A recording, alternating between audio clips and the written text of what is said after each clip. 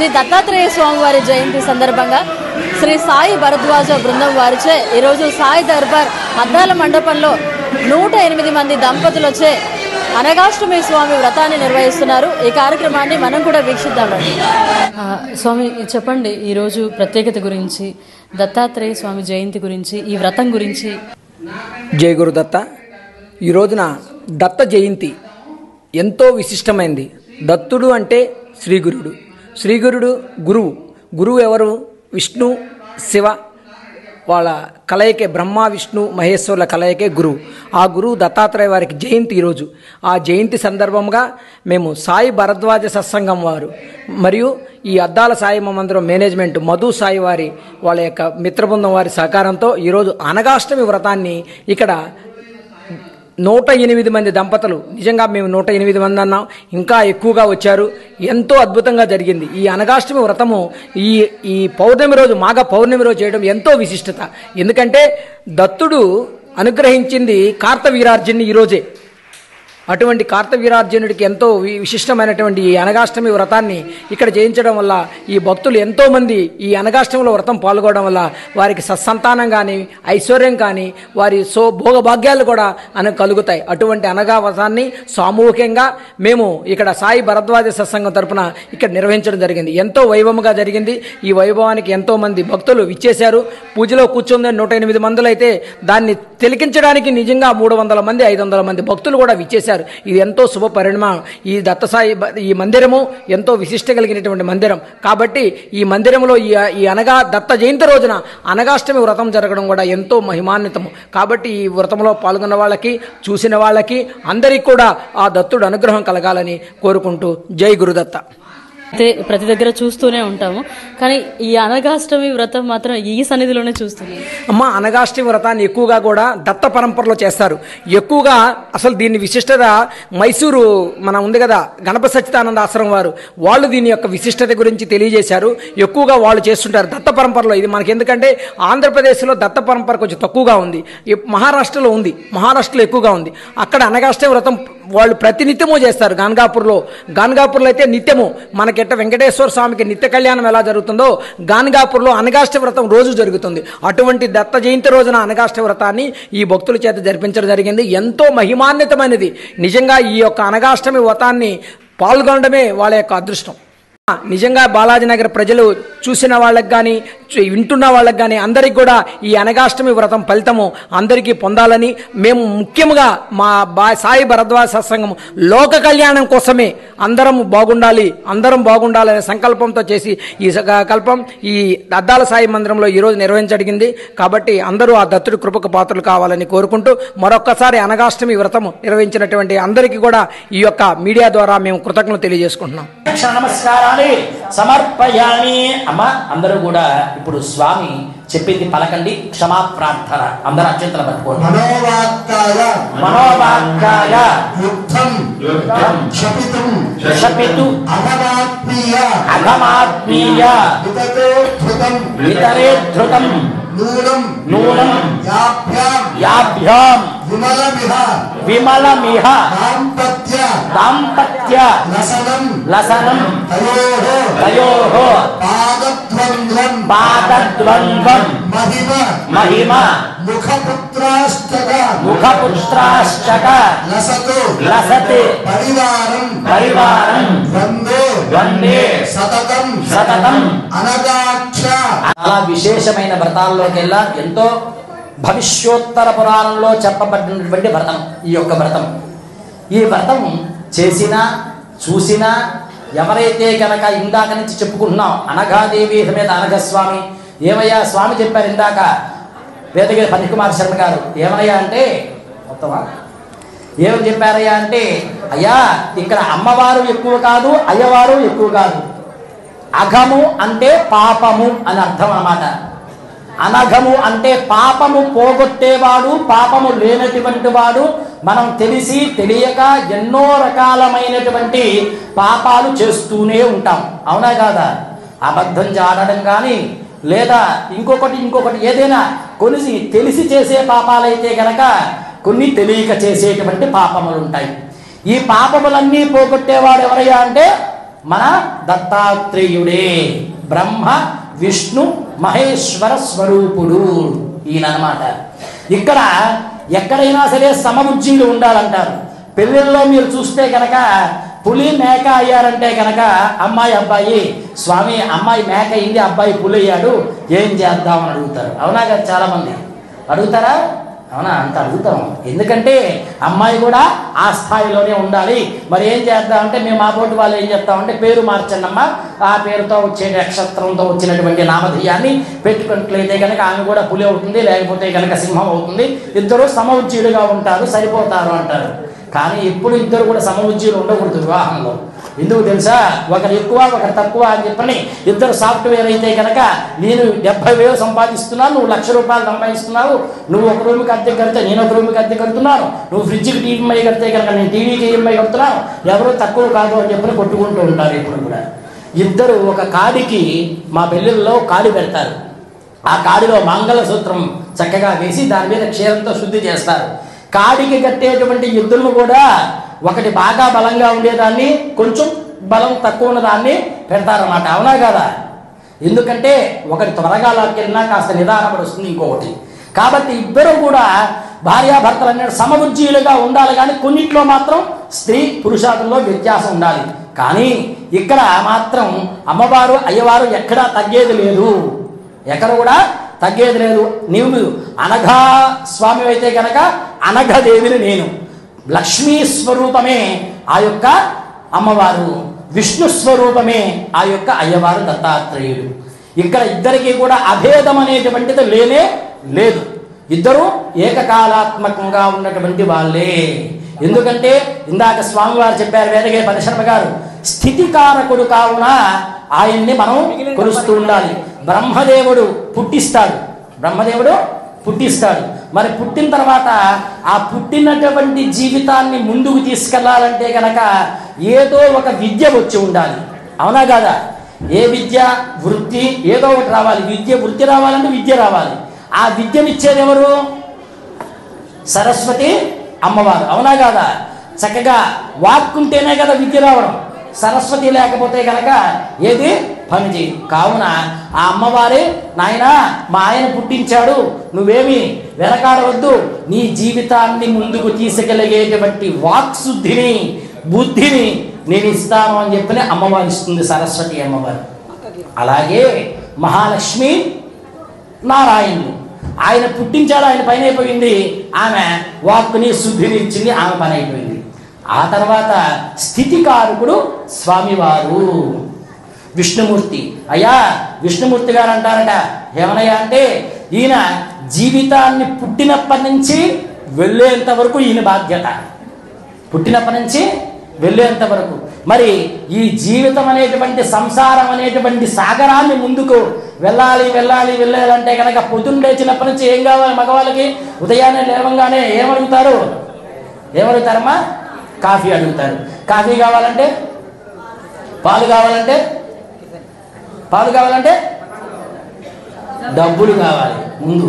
ఆవు కావాలన్నా, పావు కావాలన్నా, ఏవి కావాలన్నా ముందు డబ్బులు కావాలి. అవునా కదా? మరి ఇంత పెద్ద జీవితాన్ని నువ్వు నడిపించాలంటే కనుక లక్ష్మి కావాలి నాయనా. లక్ష్మి లేకపోతే ధనం మూలం ఇదం జగత్ అని చెప్తున్నారన్నమాట. ఆ లక్ష్మి అనుగ్రహం లేకపోతే ఏ ఒక్కటి కూడా ముందుకు జరగదు. వ్యాపారంలో అభివృద్ధి రావాలన్నా, వృత్తిలో అభివృద్ధి రావాలన్నా, ఏది పనుకున్నటువంటి కార్యక్రమం సజావుగా జరగాలన్నా, ఈ వృత్తాంతము అంతా కూడా 3 కథల్లో బ్రహ్మ విష్ణు స్వరూపంగా 3 కథల్లో చెప్పబడి ఉన్నది. భక్తితో శ్రద్ధతో ప్రతి అధ్యాయానికి మీరు నైవేద్యం పెట్టి హారతి ఇచ్చినట్లే మీరు హారతి ఇవ్వాల్సిన అవసరం లేదు. 3 భాగాలు చేసుకొని మీకు ఇచ్చినటువంటి ప్రసాదాన్ని మాత్రం నైవేద్యం పెట్టవలసిందిగా కోరుకుంటూ ఉన్నాను. సరేనమ్మా, ప్రారంభిద్దామా? అందరు తోరం కట్టుకున్నారా? అక్షతలు తీసుకొని కుడి చేతిలో పట్టుకొని కథ వినండి.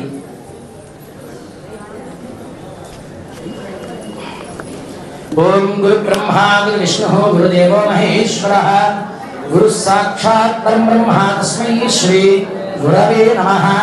గురవే సర్వలోకానాం విషదే భవరోగిణాం నిధయే సర్వవిద్యానాం దక్షిణామూర్తయే నమః.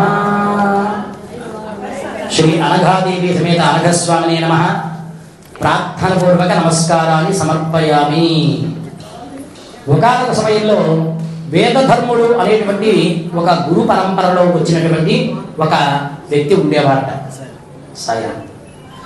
ఆయన ఒకానొక కాలంలో తన దగ్గర ఉండేటువంటి శిష్య పరమాణులందరినీ కూడా పిలిచి వాళ్ళని పరీక్షించాలి అనుకున్నారట. వాళ్ళని పరీక్షించాలి అనుకున్నారు. పరీక్షించాలనేటువంటి మార్గం చేత ఒక్కొక్కరిని పరీక్షించాలంటే కష్టమవుతుందని చెప్పని తన దగ్గర ఉండేటువంటి శిష్యులందరినీ కూడా పిలిచి, అయ్యా మీరు నా దగ్గర శిష్యరకం చేస్తూ ఉన్నారు, నాకు ఇప్పటిదాకా అనేకమైనటువంటి కర్మముల చేత మంచి చెడు రెండూ కూడా అనుభవిస్తూ ఈ పరివర్తనలోకి ముందుకు వచ్చాను. ఇక నుంచి కొంత కర్మ ఫలితాన్ని నేను అనుభవించక తప్పదు. కొంత కర్మ ఫలితం నాకు ఉన్నది. ఆ కర్మ ఫలితము చేత నేను ఇక్కడి నుంచి కాశీకి వెళ్తున్నాను. ఆ కాశీ నగరంలో నేను కొంతకాలం నివాసం ఉండాలి. ఆ కాశీ నగరంలో నేను నివాసం ఉన్నప్పుడు ఆ కర్మ ఫలితము చేత నాకు అనేకమైనటువంటి అనారోగ్యాలు నాకు సంభవిస్తాయి. ఆ రోగముల చేత శరీరం అంతా కూడా కుష్టు వ్యాధి, చర్మ వ్యాధులు, రణములు అనేటువంటి ఇబ్బందులు నాకు రాబోతున్నాయి. ఎందుకంటే ఈ జన్మలోని ఈ పాపాన్ని పోగొట్టుకుంటే తప్ప మరుసటి జన్మకి ఈ పాపం నాకు అంటకుండా ఉండదు. కావున నాకు ఎవరైతే గనక నా దగ్గరకు వచ్చి ఈ కాలమంతా కూడా ఎవరు నా దగ్గర ఉండి సపర్యలు చేస్తారు అని అడిగారట శిష్యులందరినీ కూడా. ఎవరైనా ఏం చేస్తాం, మేము రాలేవండి అని చెప్పి వెనకలా వేసుకుంటాం, అవునా కదా? వాళ్ళలో ఒక శిష్య పరమాత్మలో ఒక ఆయన దీపకుడు అనేటువంటి శిష్యుడు మాత్రం, గురువరేణ్య నీ పాదపద్మములే నాకు కాశీ ప్రయాగ అన్నిటితో సమానం, కావున నేను వచ్చి మీ దగ్గర ఉంటాను అని చెప్పని ఆయనతో పాటు కాశీనగరానికి బయలుదేరారట. కాశీనగరంలో ఒక చోట ఆయన ఒక ఆశ్రమాన్ని ఏర్పాటు చేసుకుని అక్కడ నిత్యము అర్చనలు పూజలు చేస్తూ ఉండగా ఆ పాపభూయిష్టమైనటువంటి శరీరం అంతా కూడా అనేకమైనటువంటి రణముల చేత కుష్టు వ్యాధి వచ్చి ఆ రణములలోంచి అనేకమైన చీము, నెత్తురు ఇవన్నీ కూడా బయటికి వస్తున్నాయట.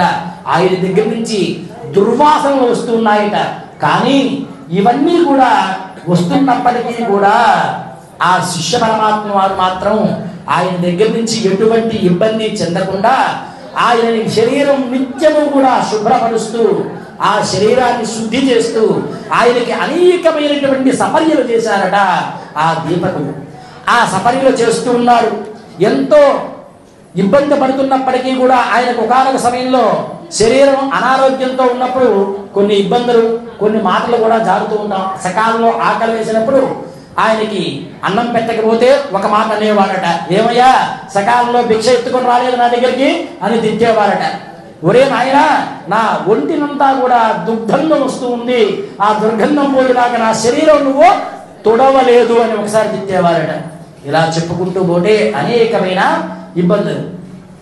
ఎన్ని ఇబ్బందులు పడుతున్నా సరే ఆ దీపకుడు మాత్రం ఎటువంటి ఆలోచన పెట్టుకోకుండా ఆ గురువు గారిని దైవంగా భావిస్తూ సపర్యలు చేస్తూ ఉన్నారట. ఇలా ఒకానొక సమయంలో కాశీ విశ్వేశ్వరుడే కథలు వచ్చి, నాయనా నువ్వు ఒక్కసారి కూడా ఈ కాశీలో ఉన్నప్పటికీ కూడా నన్ను చూడడానికి రాలేదు, కానీ దేవుణ్ణి అయినప్పటికీ నేనే నీ దగ్గరికి వచ్చాను, నీకు ఏమైనా వరాలు కావాలంటే చెప్పు ఇస్తానన్నట. కానీ అప్పుడు కూడా ఆయన ధర్మాన్ని వదలకుండా, అయ్యా మా గురువు గారిని అడిగి ఆయనకున్నటువంటి చర్మ రుగ్మతలు ఏదైతే కనుక వ్యాధులు ఉన్నాయో, పాపములు ఉన్నాయో ఆ పాపములు పోయేట్టుగా వరాన్ని మీరు ఇవ్వాలి, కాబట్టి అది కూడా మీ దగ్గర తీసుకోవచ్చా లేదా అనే విషయాన్ని నా గురువు గారిని అడిగి వస్తారు అని చెప్పిన గురువుని వెళ్ళి అడిగారట. అడగగానే ఎవరైనా ఏమంటారు, అయ్యా పర్వాలేదు ఆయన తీసేసుకో, నీకు ఇబ్బందులు పోతాయి నాకు ఇబ్బందులు పోతాయి అని అంటారు, అవునా కాదా? కానీ ఆ గురువు గారు అన్నారట, నాయన ఈ జన్మలో గనక నేను గనక ఇది వదిలించుకొని వెళ్ళిపోతే ఈ పాపం కొంచెం మిగిలి మరుసటి జన్మకి వెంటాడుతూ ఉంటుంది, కాబట్టి నేను దీన్ని వదులుకెళ్ళలేను అని చెప్పని చెప్పంగానే ఇదే మాటను విశ్వేశ్వరుడికి వెళ్ళి మళ్ళీ ఆ దీపకుడు చెప్పారట, ఆహా ఎంత భక్తి అయ్యా నీకు, కానీ ఇదంతా ఎందుకు చేస్తున్నారు అంటే ఒక అంతరార్థం, ఆయన్ని పరీక్షించడానికి, ఆయన్ని పరీక్షించడానికి. ఆ పరీక్షలో ఆయన ఎంతకాలమైనా సరే ఎన్ని ఇబ్బందులు పెడుతున్నా సరే ఆయన ఎటువంటి ఇబ్బందులు పెట్టకుండా ఆయనకు మాత్రం ఈ పరీక్షలో ఆ గురువు గారి సపరీలు చేస్తూనే ఉన్నారట ఈ దీపకుడు.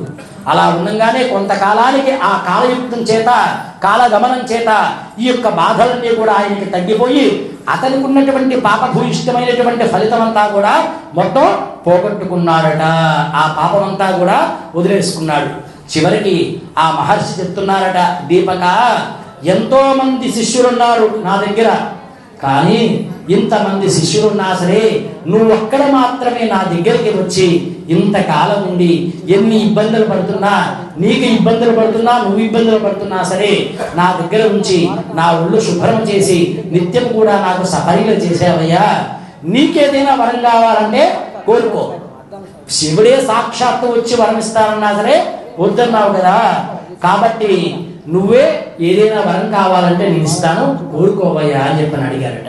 అప్పుడు ఆ దీపకుడు అడిగారట, అయ్యా నాకు మీ దగ్గర నుంచి ఎటువంటి వరము అక్కర్లేదు అని చెప్పని అడిగారట.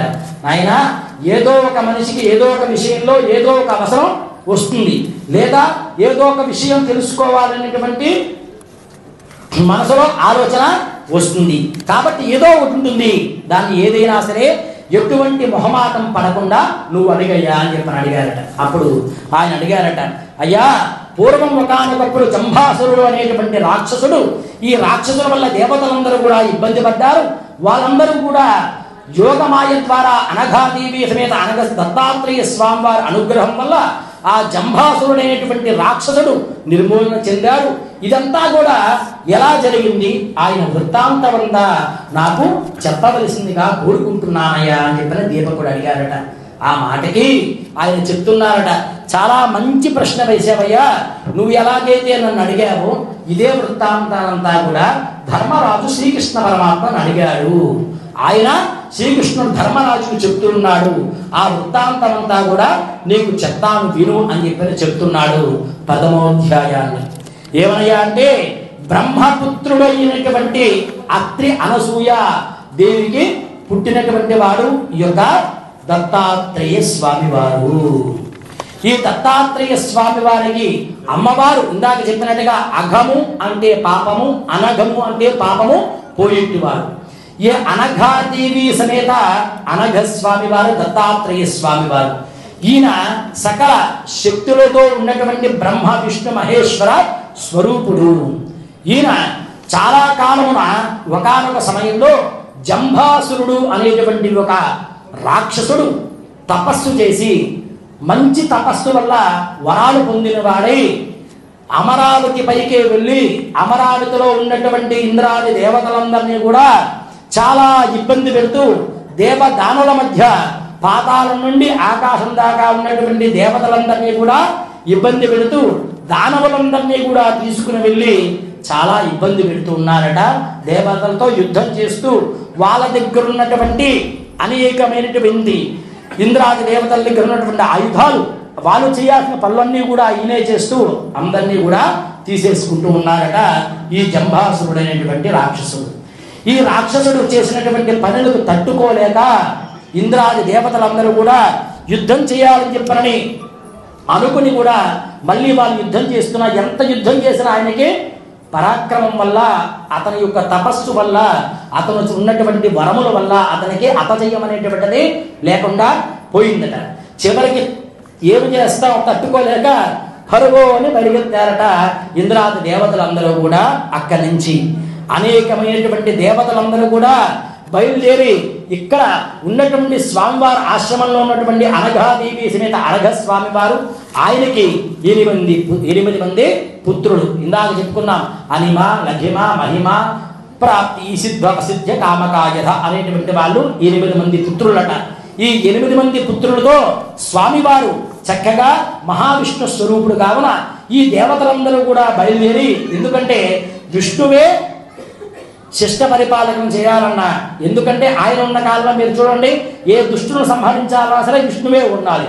ఆ విష్ణు స్వరూపుడే స్వామివారు కాబట్టి అందరూ దేవతలందరూ కూడా వచ్చి, ఓ దేవదేవ శంఖ చక్ర గదాధర, అయ్యా స్వామి నమస్కారాలు, మేము ఆ జంభాసుల చేతిలో ఓడిపోయి మేము ఆయన చేతిలో ఆయన చేస్తున్నటువంటి యుద్ధానికి యుద్ధంలో ఊడిపోయి మిమ్మల్ని శరణు వేడి మీ దగ్గరికి వచ్చామయ్యా, మమ్మల్ని అందరినీ కూడా కాపాడండి అని చెప్పి నమస్కారం చేసుకున్నారట. ఎప్పుడైతే కనుక అలా దేవతలందరూ కూడా వచ్చి ప్రాధేయపడ్డారో ఆయన భక్తపరాధీనుడు కాబట్టి, నాయనలారా మీరందరూ కూడా నా ఆశ్రమం లోపలికి పోయి నిర్భయంగా ఉండండి అని చెప్పారట దత్తాత్రేయ స్వామి వారు. కూడా అని చెప్పి మహాలక్ష్మీదేవి. ఇక్కడ చూసుకున్నట్లయితే ఆ తర్వాత చివరికి తీసుకెళ్లేవాడెవరు? పరమేశ్వరుడు. కాబట్టి ఆయన మృత్యుంజయుడు, ఆయుష్నిచ్చేవాడు, తీసుకెళ్లేవాడు ఆయనే పరమేశ్వరుడే. కావున ఆ పరమేశ్వరుడు ఆయుష్నిచ్చి చివరికి తీసుకెళ్తాడు. కావున అయ్యా నా భర్తను నువ్వు ఏమీ అనుకోవద్దయ్యా, నీకు ఆయుష్ను తీసుకెళ్లేవాడు ఇచ్చేవాడు అయినప్పటికీ కూడా మీకు సౌభాగ్యాన్ని ఇచ్చేవాడు నేను అని అంటుంది గౌరీ అమ్మవారు. గౌరీ అమ్మవారు ఈ ముగ్గురు యొక్క కలయికే అత్రి అనసూయ పుత్రుడైనటువంటి మన దత్తాత్రేయ స్వామి వారు. మరి ఈ మూడింటిని ఇస్తారట ఆ దత్తాత్రేయ స్వామి వారు. మనం గనక ఆ అనఘాదేవి సమేత అనఘాష్టమి అన్ని రోజున ఈ వ్రతం చేయాలి మామూలుగా అయితే గనక, లేదా ఏ అష్టమి రోజైనా సరే పౌర్ణమి రోజైనా సరే విశేషంగా ఈ వ్రతాన్ని చేసుకోవచ్చు, తప్పైతే ఏమీ లేదు. కాబట్టి ఈ ముగ్గురు ఇచ్చేటువంటి ఫలితాలను మూడింటినీ కూడా వేద స్వరూపుడైనటువంటి మూల స్వరూపుడైనటువంటి దత్తాత్రేయ స్వామి వారు ఈ బ్రహ్మ విష్ణు మహేశ్వర యొక్క కలయిక కావున ఈ ముగ్గురు ఇచ్చేటువంటి ఫలితాన్ని ఇస్తారు. మనం ఆ అనఘాదేవి సమేత అనఘస్వామి వారి యొక్క వ్రతం చేయడం ద్వారా. సరేనా? ఇప్పుడు తోరం కట్టుకొని కథ విందాం. అందరూ కూడా మీకు ఇచ్చినటువంటి తోరాల పైన 3 సార్లు అక్షతలు వేసి ఆ తోరం తీసుకోండి అయ్యా అందరూ కూడా. సరే, లోక అంతటికీ కూడా బాగుండాలి అని చెప్పని లోకహితమై సర్వజనుల లోకక్షేమము కోసము నిత్యము కూడా మనోవాక్కాయ కర్మముతో శుభప్రదమై స్వామివారు తపస్సును ప్రారంభించారట. దత్తాత్రేయ స్వామివారు మామూలు తపస్సు కూడా కాదు, అది విశేషమైన తపస్సు, ఎంతో శక్తివంతమైనటువంటి తపస్సు. ఎలా చేశారంటే 2 చేతులు పైకెత్తి కనులు భ్రూమధ్యములకి, అంటే ఈ కన్నులు 2 కూడా నుదుట మధ్యలోకి వచ్చేట్టుగా దృష్టి నిలిపి ఒక శిల ఎలాగైతే గనక ఉంటుందో ఆ శిల వలె గోడ వలె కట్టెవలే నిశ్చలముగా 3000 సంవత్సరములు బ్రహ్మోత్తరము తపస్సు చేసెను దత్తాత్రేయుడు. అలా ఊర్ధ్వరేతస్కుడై రెప్పపాటు లేకుండా యోగ సమాధిలో ఉండగా ఒక కార్యం ఒకరు చేస్తున్నారంటే గనక ఇందాక చెప్పినట్లుగా 4 సహకరిస్తేనే ఒక కార్యం అనేటువంటిది ముందుకే వెళ్తుంది. అలాగే ఆ స్వామివారు యోగ తపస్సు చేస్తూ ఉండగా మాహిష్మతి ప్రభువైనటువంటి స్వామివారు కార్తవీర్యార్జునుడు అక్కడికి ఒంటరిగా వచ్చి రాత్రింబగళ్ళు ఆ స్వామివారు తపస్సు చేసినంత కాలం 3000 సంవత్సరములు కూడా ఇందాక ఎలాగైతే గనక దీపకుడు గురువు గారికి శుశ్రూషలు చేశాడో అదే విధముగా ఈ యొక్క కార్తవీర్యార్జునుడు ఆయనకి తపస్సు చేసినంత కాలం దత్తాత్రేయ స్వామి వారికి శుశ్రూషలు చేశాడట ఈ యొక్క మాహిష్మతి రాజు అయినటువంటి కార్తవీర్యార్జునుడు. అలా ఎప్పుడైతే గనక తన దృఢ సంతుష్టము చేత తేజోశాలి అయినటువంటి ఆ దత్తాత్రేయ స్వామివారు ఎన్నో కాలములు ఈ యొక్క తపస్సు పూర్తి చేసిన తర్వాత అప్పుడు కనులు చేర్చి, నాయనా కార్తవీర్యార్జున, నేను ఇన్ని వేల సంవత్సరములు తపస్సు చేయడం ద్వారా ఎంతో ఇబ్బందులు పడుతున్నప్పటికీ కూడా నాయందే నువ్వు ఉండి ఎంతో సపర్యలు నువ్వు చేశావు. కావున నీకేదైనా సరే వరాలు కావాలంటే చెప్పు, ఇస్తాను అన్నాడట. సరే, వరాలంటే ఎవరికి ఇష్టం లేదు, అందరికీ ఇష్టమే. కావున అయ్యా నాకు ఒక 4 వరాలు ఇవ్వండి అని అన్నాడట. ఏమిటి అంటే, నాకు మొదటి వరం 1000 చేతులు కావాలి. 2 చేతులు ఉంటేనే ఇబ్బందిగా ఉంది, 1000 చేతులు కావాలంట ఆయనకి. చూసారా ఎన్ని కావాలి? 1000 చేతులు కావాలి. అలాగే మొదటి వరం కోరను, ఎవరైనా సరే అధర్మం చేస్తుంటే నేను గనక అక్కడ కాలు మోపితే గనక ఆ అధర్మమంతా పోయి ధర్మం మాత్రమే అక్కడ ఉండాలి. ఇది 2వ వరం. చూసారా ఎంతమంది, ఇది 2వ వరం, ఎంతమంది ధర్మము చేత నా పైకి యుద్ధముకు వచ్చినా సరే నేను అపరాజితులను కాకూడదు, వచ్చిన వాళ్ళే పరాజితులయ్యి వెళ్ళిపోవాలి. చూసారా, ఇది మూడవ వరం. ఎందుకంటే రాజుకు కావాల్సింది రాజ్యం కాబట్టి ఎంతో మంది యుద్ధానికి వస్తూ ఉంటారు, కానీ ఎంతమంది యుద్ధానికి వచ్చినా సరే నేను ఓడిపోకూడదు అని చెప్పని అన్నాడట. సరే, నేను ఈ ధర్మ మార్గము చేత భూమి అంతటినీ కూడా జయించి రాజ్య పాలన చేయాలి. చూసారా, భూమిని అంతా కావాలట, జయించాలట కార్తవీర్యార్జునుడికి. కాబట్టి ఈ 4 వరాలు నాకు ఈయన అని చెప్పని కోరుకున్నారట. దత్తాత్రేయ స్వామి వారిని చక్కగా నమస్కరించి అప్పుడు స్వామివారు మనసులో అనుకున్నారు, సరే నాయన, అంతేకాకుండా నాకంటే మించిన వాడి చేతే నేను చివరికి ఊడిపోవాలి, నాకంటే మించిన వాడి చేతనే నేను చివరికి అపరాజితుని కావాలి అని చెప్పని కోరుకున్నారట. సరే, అప్పుడు ప్రసన్నుడైనటువంటి ఆ దత్తాత్రేయ స్వామి వారు ఆ రాజునకు రాజ్యమును, అంతేకాకుండా విశేషమైనటువంటి యోగ విద్యలను, అనిమాది అష్టసిద్ధులను, సప్తద్వీపాలకి అధిపతిగా గాను, గొప్పడైనటువంటి చక్రవర్తిగా గాను నువ్వు ఉండువు కాక అని చెప్పని దత్తాత్రేయ స్వామి వారు కార్తవీర్యార్జునుడికి అనుగ్రహాన్ని, వరాలని ప్రసాదించారట. ఎప్పుడైతే గనక ఆ 1000 బాహువుల చేత ఆయన ఎంతో శక్తివంతుడయ్యి సముద్రాన్ని మొత్తము ఉన్నటువంటి మొత్తం సముద్రాన్నంతటినీ కూడా, భూమండలాన్నంతటినీ కూడా ధర్మపాలనగా జయించి యోగ శక్తి చేత రథ గజ తురగముల చేత ప్రావిర్భుతుడై ఆ స్వామివారు కార్తవీర్యార్జునుడు రాజ్యపాలన చేసేవారట. నాయన, కృష్ణ పరమాత్మ చెప్తున్నాడు, ఓ ధర్మరాజా, ఈ సప్తద్వీపములందరి ఉన్నటువంటి 10,000 యజ్ఞములు చేసి ప్రసన్న భావముల చేత విశేష భూరి దక్షిణలు అనేకమైనటువంటి యజ్ఞములు చేసి బ్రాహ్మణులందరికీ కూడా అనేకమైన దక్షిణాది తాంబూలాదులు ఇచ్చాడు ఆ యొక్క కార్తవీర్యార్జునుడు. అలాగా ఆ యాగశాల చేసేటప్పుడు, యాగశాల చూడ్డానికి మామూలుగా మామిడి తోరణాలు కడితే ఆయన బంగారు తోరణాలు కట్టారట. అంతేకాకుండా అనేకమైనటువంటి స్తంభములు ఉంటాయి యాగశాలలో, షోడ స్తంభములు. ఆ షోడ స్తంభములకి కూడా సూర్యుడు ఎలాగైతే కనుక ఉదయాన్నే వస్తున్నప్పుడు ప్రకాశవంతంగా ఉంటాడో అంత ప్రకాశవంతంగా ఆ స్తంభాలు కూడా మిలమిల మెరుస్తున్నట్టుగా ఉన్నాయట. ఇలా చూసుకుంటే కనుక ఒక్కొక్కరు ఆ యజ్ఞములకు వచ్చి యజ్ఞాన్ని సందర్శిస్తూ ఆ యజ్ఞం జరిగేటప్పుడు ఎంతమంది వచ్చినా చక్కగా కూడా ఆయన్ని రమ్మని చెప్పని వారికి దక్షిణాది తాంబూలాది వస్త్రాదులు అన్నీ కూడా ఇచ్చి పంపిస్తూ ఉన్నారట ఆ యజ్ఞములు చేసేటప్పుడు కార్తవీర్యార్జునుడు. ఇలా ఒకానొక సందర్భంలో గంధర్వుడు అయినటువంటి నారద మహాముని అక్కడికి వచ్చారట. అయ్యా, ఈ యజ్ఞం చాలా గొప్పది, నువ్వు ఆ తపస్సు చేయడమే కాదు, వరము పొందడమే కాదు, ఇలాంటి యజ్ఞములు చేయడం కూడా చాలా గొప్పదైనటువంటి పని చేస్తున్నావు. రాజములు, ఈ రాజులందరూ కూడా ఈ యజ్ఞము చేయడం ద్వారానే సకలాభీష్టములు పొందుతారు.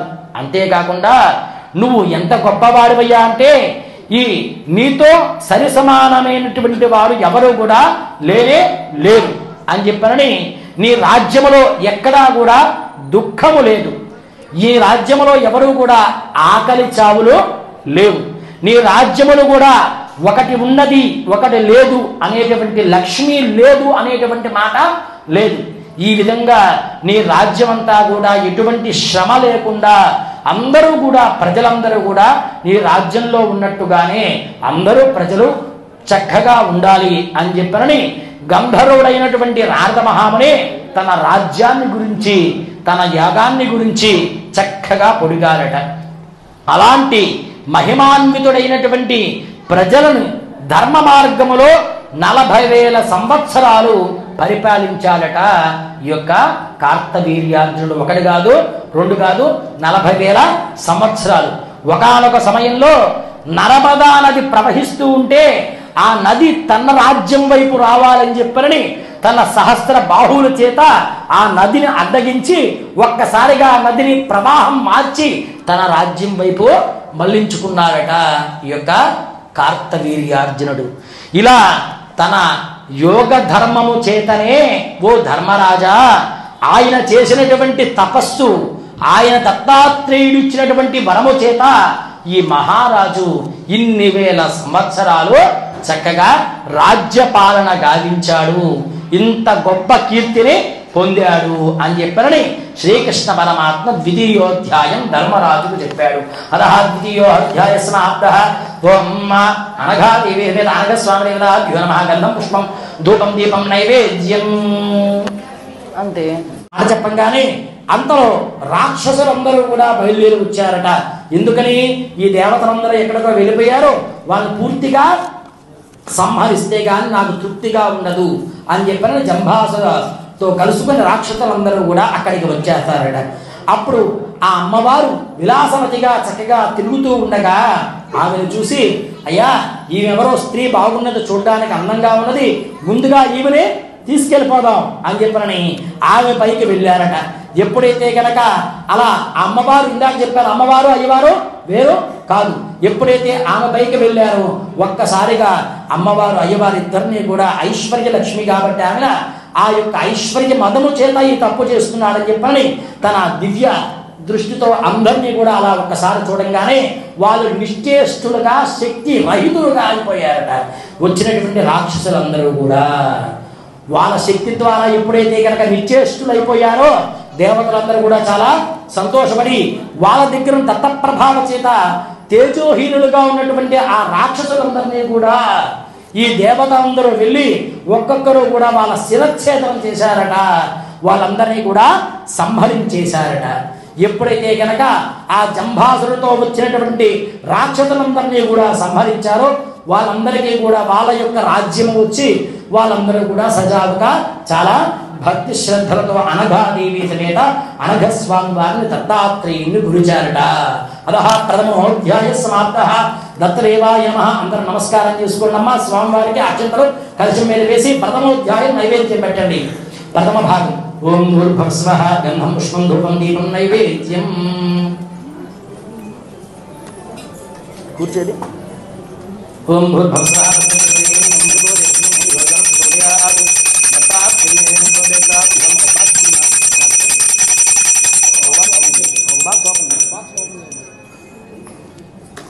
అమ్మా ప్రథమ భాగంపై నిలిచి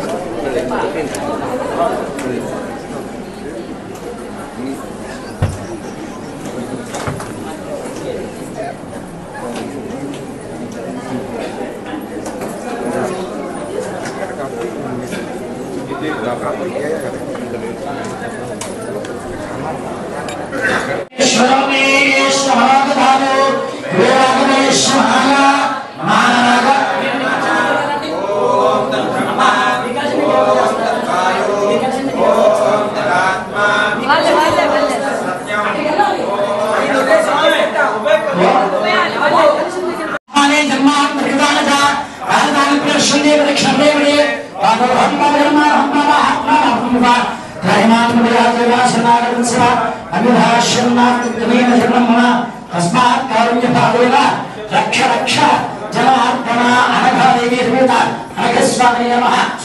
పుష్పాంజలం మనసా ప్రదక్షిణ నమస్కారం సమర్పయామి. అందరూ కూడా కలశం వేసుకుని మళ్ళీ కూర్చో.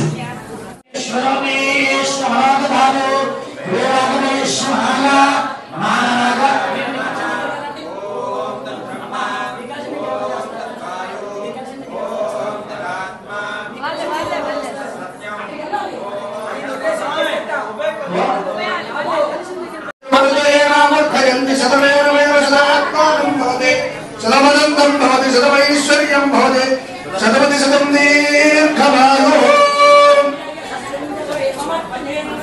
అపచితి నిహావః అయం మూర్ధాపరవేష్టి సువర్చాః సమానానాముత్తమ శ్లోకోస్తు.